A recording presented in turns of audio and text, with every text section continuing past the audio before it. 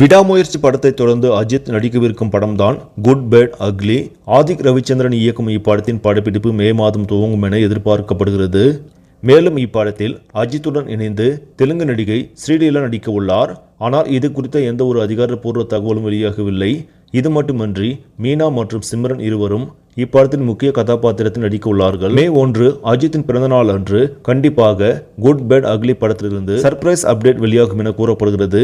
Good bad ugly படத்தின் படப்பிடிப்பு கூட இன்னும் துவங்காத நிலையில் அதற்குள் படத்தின் வெளிநாட்டு உரிமை விற்பனையாகிவிட்டதாக தெரிகிறது.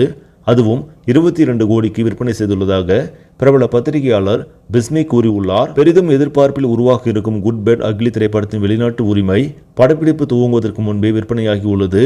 இது அஜித்திற்கு வெளிநாட்டில் கிடைத்துள்ள மிகப்பெரிய மார்க்கெட்டை காட்டுகிறது என்பது குறிப்பிடத்தக்கது. கடைசியாக அஜித்தின் நடிப்பில் வெளியான துணிவு திரைப்படம் வெளிநாடுகளிலும் சக்கைப்போடு போட்டதும் நாம் கவனிக்க வேண்டிய ஒன்றாகும்.